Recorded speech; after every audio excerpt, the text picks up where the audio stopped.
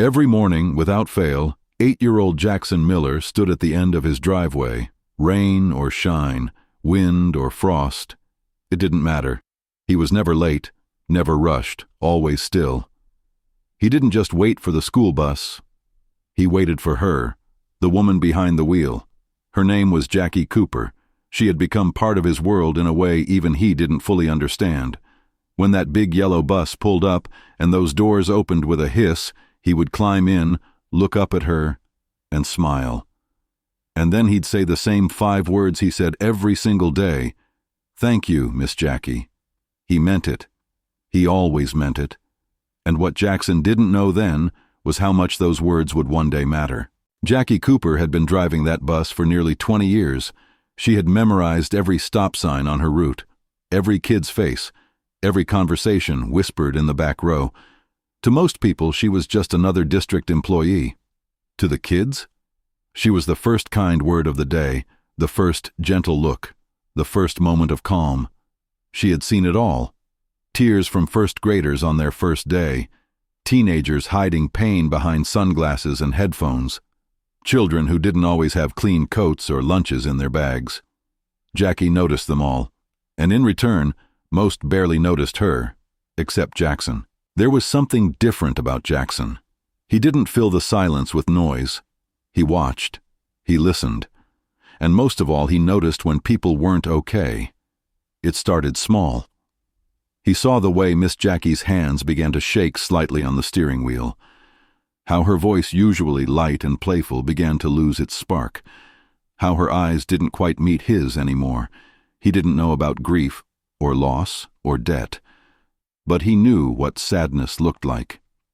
He asked his mother one night, "Why does Miss Jackie look like she's going to cry sometimes?" And his mother paused, then answered gently, "Maybe she needs someone to ask if she's all right." Jackson didn't ask. Instead, he watched more carefully. He smiled more deeply.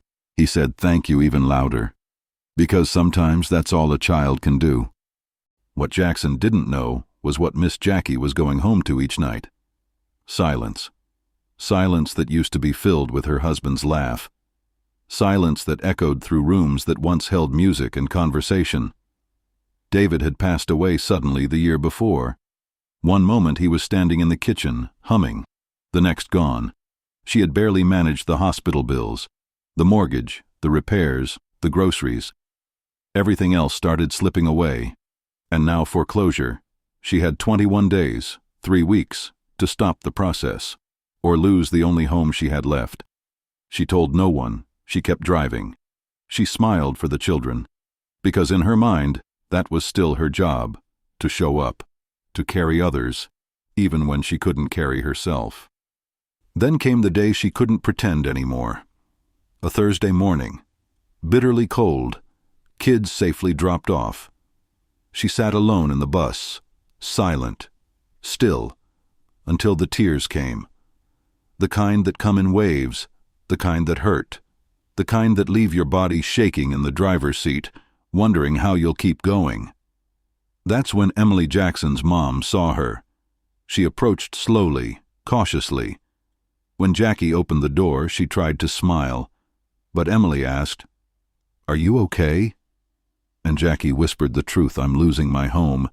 That was the first time she said it out loud. That night, Emily told her husband everything, and they both sat there in silence, processing it. They had known Miss Jackie for 5 years. She had never missed a pickup, never raised her voice, never let anyone feel forgotten. "She always shows up for our son," Emily said. "We have to show up for her now." And so they did what they could. They created a GoFundMe. They wrote a simple message. "She carried our kids for years. Now she needs someone to carry her." They didn't expect what would happen next. The donations started slowly.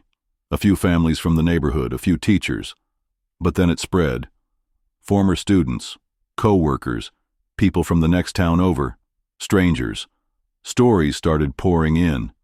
"She was my bus driver in 2010. I was always late. She always waited. She once drove back to my stop when my daughter forgot her backpack. She kept gloves on the dashboard for kids who didn't have them. I was one of them. It became more than just money.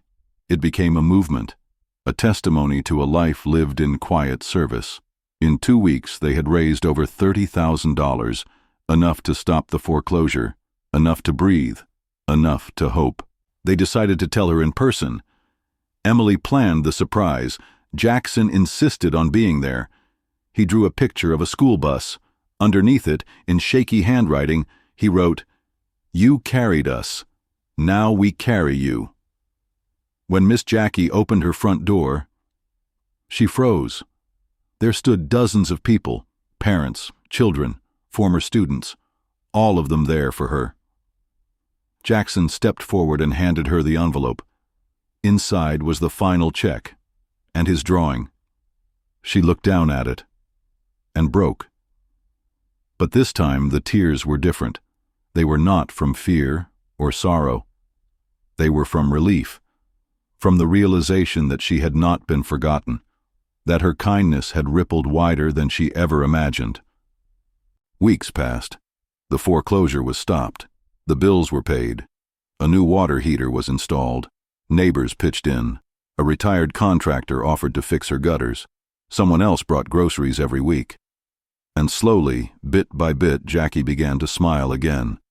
She still drives that same route, still picks up the same kids, still waves to Jackson each morning. But something is different now. When Jackson climbs aboard and says, "Thank you, Miss Jackie," she smiles, truly smiles, and replies, "No, sweetheart, thank you." There are people in this world who carry us without ever asking for anything in return. They are often unseen, unnoticed, underappreciated, but they show up every day without fail. What if we noticed them more? What if we said thank you more often? What if we looked closer? Sometimes the smallest words can create the biggest change. Jackson didn't know he was starting something that day. He was just saying thank you, over and over again, until the world finally said it back.